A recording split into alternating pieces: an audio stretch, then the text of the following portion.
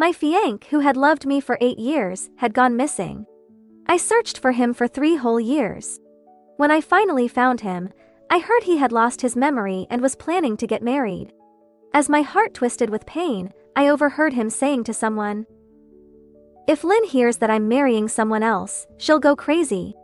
As long as she begs me, I'll go back to her." Turning away, I called his younger brother. "Let's get engaged." Chapter 1. The boy who had loved me for 8 years had been missing for 3 years. One day, I finally received a notification from the police saying they had found him on a nearby island. On the way to the island, Officer Grant told me about John's current situation. "Miss Lynn, you need to be prepared. John has lost his memory and..." Officer Grant paused, looking troubled. "He is about to get married." He had witnessed my arduous search for John. When he told me about John's upcoming engagement, he patted my shoulder heavily, like a father. 3 years ago, John had knelt on one knee, holding up a ring, and promised me a lifetime under the moonlight. I tearfully nodded and accepted, and he placed the engagement ring on my finger. That moment felt eternal. The next day, on his way to the airport, his car lost control and plunged into the sea. The driver drowned and John went missing. The car stopped at the entrance of a resort, and Officer Grant indicated that we had arrived. I slowly got out of the car, and a girl carrying a lamb approached us. She wore a straw hat and a bohemian beach dress, her sweet smile as warm as the sun. "Is it her?" I softly asked Officer Grant, who was in plain clothes beside me. He nodded. "Welcome. I'm Lisa. This is my place, and I hope you both have a wonderful time here." The girl in front of us was enthusiastic and lovely, capable of melting ice. John must be very happy with her. After checking in, I suddenly heard a familiar voice from behind. "Lisa, are you done? I've made dinner." I turned around and met those deep eyes, my heart pounding wildly. With just one glance, I recognized the man I had missed day and night for 3 years. I had imagined our reunion 1,000 times, but I never expected it to be like this. Chapter 2. Contrary to my imagined enthusiasm, the man in front of me gave me a cold glance and nodded perfunctorily before walking towards Lisa. Watching Lisa skillfully intertwine her fingers with his and John gently pinch her nose, both smiling sweetly, they looked like a loving couple. But this love should have been mine. The proud and aloof John had once used 200 drones to form a heart shape on the school field just to announce to the world that I was his. Because of my offhand remark about a sudden craving for sweets, this young man, who had never cooked, wasted 10 plates of eggs and 2 boxes of milk before proudly presenting a misshapen pudding to me. Now, he was cooking for Lisa. As I was lost in thought, Lisa handed me a beautifully packaged box of wedding candies, featuring cartoon images of her and John, a perfect couple. "Miss Lynn, we're getting married. Please enjoy some wedding candies," Lisa said with a sweet smile, nestled in John's arms. I forced a smile, took the candy, and walked to my room. For some reason, I felt a burning gaze on my back. Turning around, I saw only John and Lisa laughing and playing. My heart ached again, it seemed I was overthinking. Back in my room, I had just put down my things when the doorbell rang. Opening the door, I saw Lisa's bright, sunny smile. "Lynn, can I call you that? I really like you." I smiled and nodded. Only then did I notice her sharp, delicate features and gem-like eyes, resembling a beautiful girl from a manga. "John made a lot of dishes. We can't finish them all. Would you and Mr. Grant like to join us for dinner?" Unable to refuse her warm invitation and eager to see John, I agreed. The dining place was a small wooden house, likely their love nest. The interior was cozy, with a Van Gogh-style sunflower painting on the wall. I couldn't help but ask, "Does Lisa like sunflowers too?" Lisa smiled sweetly and replied, "John painted it." Her John. Once, my John had crammed with the best painting teacher in the city for a month to give me a special birthday gift, a painting of sunflowers. At that time, he said, "Lynn, you are my sun, and these sunflowers are me, always facing you." Now, my sunflower was gone, and he had become someone else's. I lowered my head, suppressing my emotions, and stayed silent. Officer Grant broke the silence. "Thank you for your hospitality. Let's eat. I'm starving after a long day." Lisa served a piece of braised pork to me, and I absent-mindedly put it in my mouth. I couldn't imagine that the young man, who couldn't distinguish between salt and sugar, could make such delicious food. As I chewed, the tasty food turned into endless bitterness. Before my emotions overwhelmed me, I excused myself to the bathroom. Chapter 3. That night, I tossed and turned, unable to sleep. With an aching heart, I stood by the window, trying to ease my bitterness by looking at the scenery outside. Late at night, the fostered lambs, deer, and rabbits huddled together, creating a peaceful and warm scene. Suddenly, a tall figure appeared in front of me. It was the man who haunted my dreams. Tears fell from my eyes like broken pearls.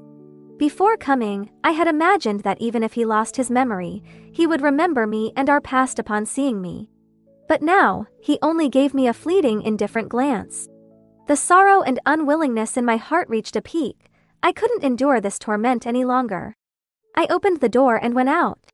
I was ready to tell John everything, regardless of whether he remembered me. I had to try. But as I walked towards him, I saw him hurrying towards the resort entrance. Quietly following him, I saw another familiar figure getting out of a white Mercedes. Why was he here? John had lost his memory, so why were they still in contact? With these questions, I continued to follow them stealthily. They entered a small straw house behind the sheep pen, a hidden spot, clearly not wanting to be discovered. To avoid alerting them, I tiptoed to the side of the straw house. The hut's poor soundproofing made it easy to hear their conversation through the wall. "You're not afraid of backfiring, toying with Lynn like this?"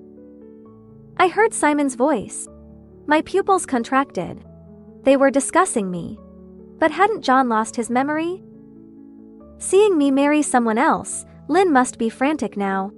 When she begs me, I'll go back to her. John's words shocked me. I couldn't believe my ears. Simon continued.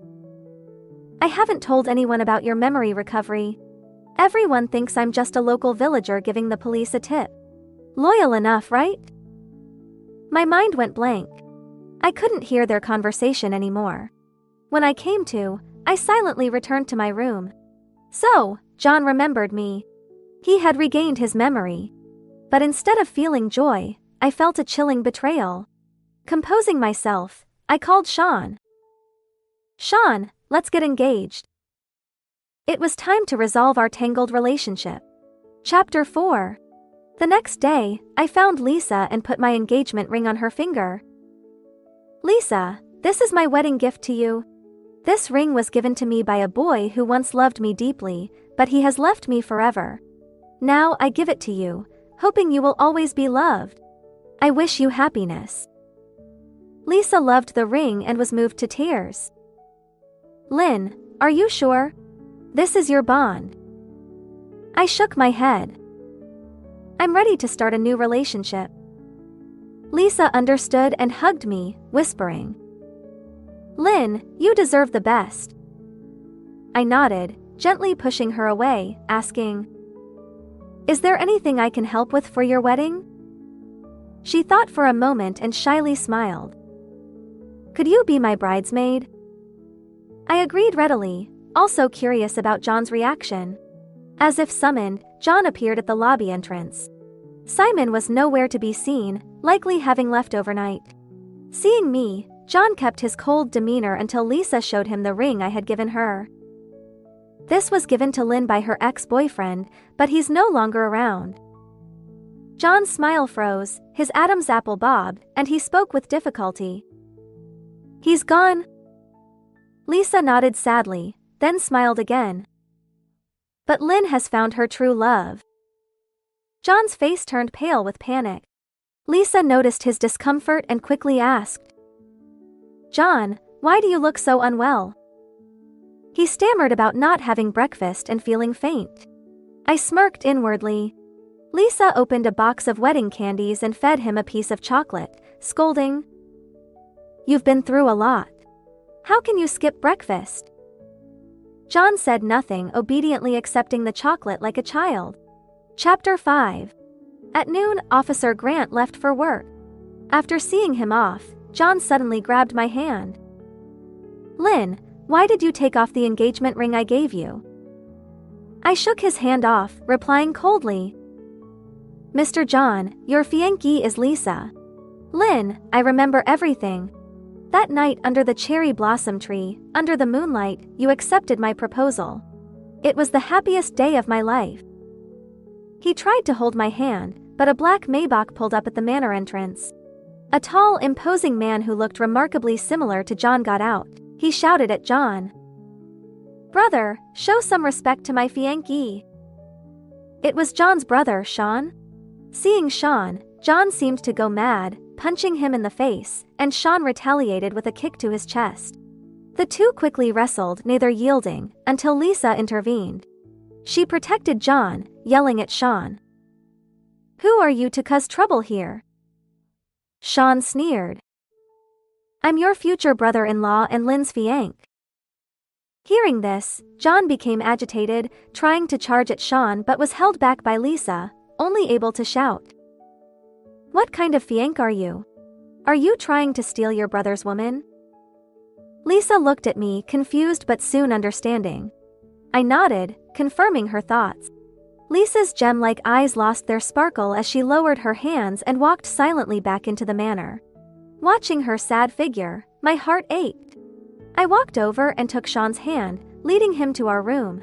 Chapter 6. John hurriedly followed. "Lynn, you're using him to get back at me, right? I know I was wrong. Please forgive me." I stopped and turned to him. "I've made my decision. I hope you don't disappoint Lisa." Holding Sean's hand tightly, I thought of how he had always been there for me, never letting me face difficulties alone. When John first disappeared, I was so distraught that I once ran to the seaside where he had the accident and tried to end my life in the sea. The water temperature was only 3 degrees. Just as I thought I would be swallowed by the sea, Sean rescued me. But when he tried to get out of the water, his foot got tangled in some ropes. I screamed for help, but my body was too weak from the cold, and my voice was hoarse. The boy's face turned pale, his lips losing color, yet he still smiled at me. Seeing Sean in danger because of me, I cried helplessly, hating my weakness and impulsiveness. Thankfully, a patrol boat passed by 5 minutes later and rescued Sean. But because he had been in the extremely cold water for too long, he developed severe pneumonia and was in the ICU for 2 days before stabilizing. I will never forget his first words upon waking up. "Lynn, you're more important than my life." If John's love for me was built from candy, Sean was the one who pulled me from the mud. That night, Sean slept on the sofa while I slept in the bed. Both of us tossed and turned, unable to sleep. Finally, Sean spoke. "Lynn, did you say that on the phone just to anger my brother?" "Sean, since the age of 18, you have protected me under the guise of being your brother's fiancée. And I have accepted it without question. Until your brother went missing and you risked your life to save me, my heart broke, and I realized our relationship had surpassed that of a brother-in-law and sister-in-law." Unable to let go of John, I had never dared to face my feelings for Sean. Sean and I were high school classmates, while John was a year ahead of us. Both brothers were campus celebrities, handsome, talented, and from a wealthy family. Sean and I were the class president and study committee, and everyone thought we were a couple. When I shyly asked him, "Does your brother have a girlfriend?"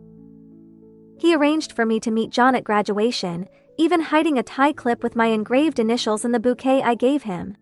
Sean always found reasons to bring me to his house, sometimes saying we needed to study, other times for planning events, always ensuring John was involved.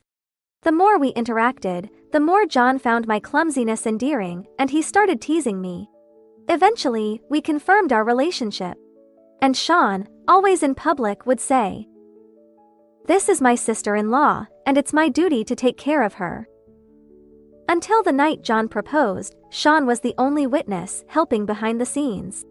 After the proposal, Sean smiled and congratulated us, saying, "Now my brother can fully take care of you." I knew he was drawing a line between us. Chapter 7. As I was lost in these memories, a kiss landed on my lips in the dark. "Lynn, I've loved you for so long," Sean said, his voice choked with emotion. Feeling his fervent breath, I leaned in, deepening the kiss. The next morning, I packed my things, ready to return to Deep City. Dragging my suitcase, I walked out of the room, only to find John blocking my way. In just one day, he looked haggard, with stubble and bloodshot eyes, making him appear particularly grim. I couldn't believe this was the same confident, charismatic John I once knew. He held onto my suitcase, his eyes like a pleading puppy, his voice begging. "Lynn, you wanted to see the blue tears, right? Let's go now," I coldly refused. "There's no need. Sean will accompany me. John, don't forget tomorrow is your wedding with Lisa. Don't disappoint her." At that moment, Lisa approached from the sheep pen, looking just as sleep-deprived, her enchanting eyes now dull. She took John's hand. "John, let's go try on our wedding outfits again, okay?" John roughly pulled his hand away. "Lisa, I'm sorry, I love Lynn." Saying this, John walked away. Lisa covered her face and broke down, crying. I held her close as she sobbed for a long time. I gently asked her, "Do you hate me?" She shook her head. I always knew John's feelings were borrowed. When I saw him for the first time on the beach, I was enchanted. Chapter 8. 3 years ago, Lisa found John unconscious on the beach, injured by rocks. She, a young girl, carried the over 200-pound man to the town hospital. When he woke up, John had no major physical damage but had lost his memory due to a head injury. He only knew his name from an engraved tie clip. Lisa told John they were a couple. At first, he didn't believe her, claiming not to recognize her. Over time, perhaps moved by her care or charmed by her infectious personality, he slowly accepted their relationship. A month ago, he suddenly agreed to my marriage proposal. I thought he genuinely loved me, Lisa said, shaking her head. "But he only used me to provoke you, Lynn. I can never replace you in his heart." I patted her head. "Lisa, don't be sad. You're wonderful and deserve to be loved." I lamented how good girls always seem to get hurt. There was no scheming, just a pure, passionate girl. It was the man who didn't love her, committing a sin. But that man didn't love her, always thinking the one he couldn't have was the best. After comforting Lisa, I took my suitcase and left with Sean back to Deep City. As soon as I got home and put down my luggage, the doorbell rang. Thinking it was Sean, I opened the door. "Why are you back so soon?" But it was John, his eyes red. I tried to close the door, but John blocked it with his arm, the door slamming into his arm, causing him pain, yet he stubbornly kept it there, refusing to budge. He pleaded, "Lynn, can we talk?" I paused, then let him in. Just as I was about to close the door again, another force stopped it. Sean had returned. I sighed and let him in too. In the living room, I sat in the middle, the two men on either side of me, their eyes locking in a fiery stare. After a long silence, John spoke first. "Sean, you opportunist, seducing your sister-in-law is against ethics." Sean retorted, "John, I gave up my love once for you, and you didn't cherish it. I won't let her fall into the fire again." Hearing this, John was stunned. He stopped arguing with Sean and turned to me. "Lynn, if you give me another chance, I promise never to hurt you again." I fell into a brief contemplation. Seeing my silence, John thought I was moved and continued. "If you're willing, we can get married immediately and have a grand wedding in a week." Chapter 9. "John, from the beginning, you never truly loved me, did you?" I said, each word deliberate. John looked at me shocked. "You saw Sean's feelings for me and, as the older brother, wanted to outdo him, so you pursued me. Even on the day you proposed, you insisted Sean be there, under the pretense of helping, but really to witness your victory. I know losing your memory wasn't your intention, But did you know I once jumped into the sea because of you? And Sean risked his life to save me, spending 2 days in the ICU, and still has lasting effects. I won't betray such deep feelings, and I've realized my love for Sean. After regaining your memory, you didn't come to find me first but instead tried to provoke me. You don't love me, you just can't stand to lose. I hope you will let us go. I ruthlessly tore away the last veil, then opened the door, gesturing for him to leave. John opened his mouth but said nothing. He lowered his head and slowly walked out. "John!" I called after him. "Don't disappoint Lisa." He didn't reply or look back, getting into his car and driving away. Closing the door, I turned to fall into a warm embrace, kisses raining down on me. I responded passionately. That night, Sean stayed at my house, saying he didn't want to go home and risk another fight with John. Knowing it was an excuse, I accepted it. To my surprise, he ended up staying long term. The next morning, Sean had his belongings and computer brought over, settling in. I protested, but he said with John back home, I had to take responsibility. Ignoring him, I got ready and went to work. At the office, my assistant informed me. "A Mr. John is waiting in your office." Sure enough, John was there. Seeing me, he stood up, eyes bright, excitedly saying, "Lynn, remember our dream to start a planning company? You haven't forgotten me, right? In college, we planned to start a company together. I'd make the plans and you'd do the marketing. We can start over, build the company and achieve our dream." I looked at him blankly. "John, this company was started with Sean's help while you were missing." John's pupils contracted in surprise, his face falling as he muttered, "I understand. I won't bother you again." He walked out. From my window I saw a familiar figure getting out of John's car. Chapter 10. Lisa had come with John. Seeing him exit, she ran over and held his hand.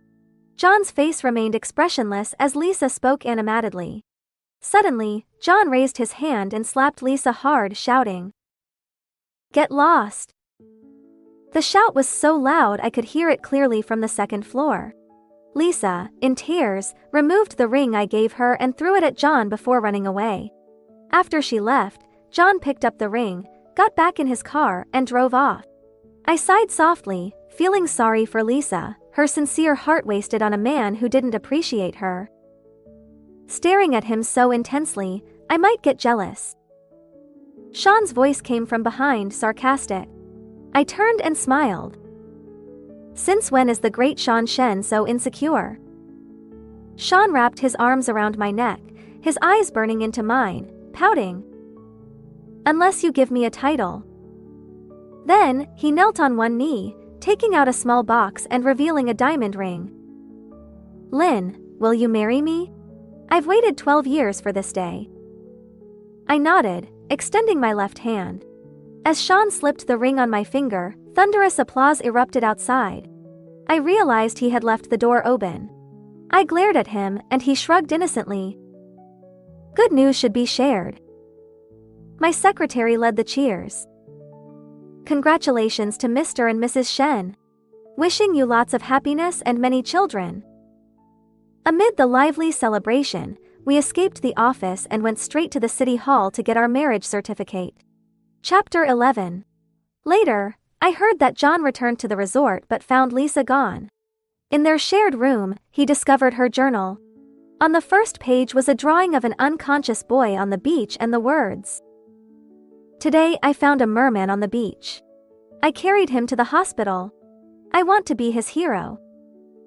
The journal detailed their life together. He lost his memory, forgetting his past and loved ones.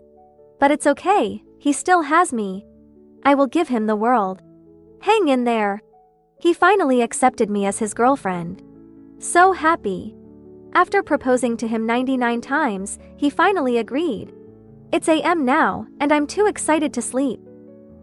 Further in, the pages turned dark.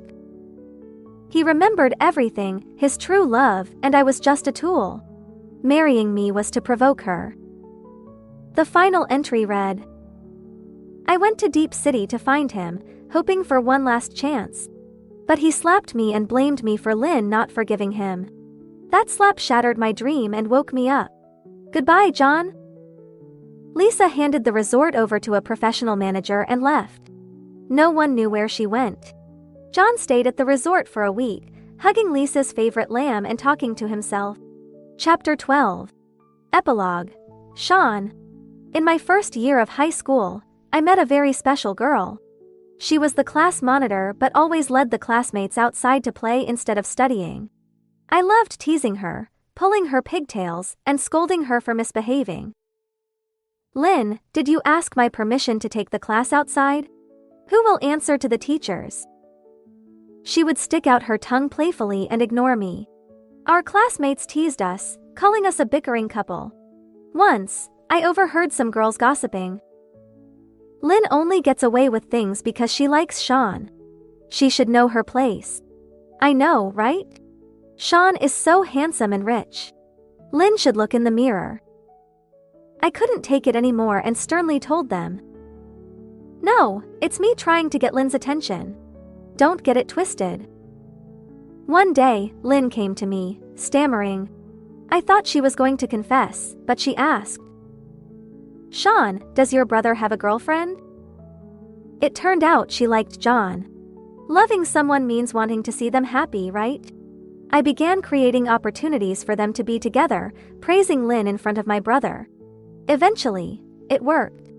On the night John proposed, I knew my matchmaking role was over.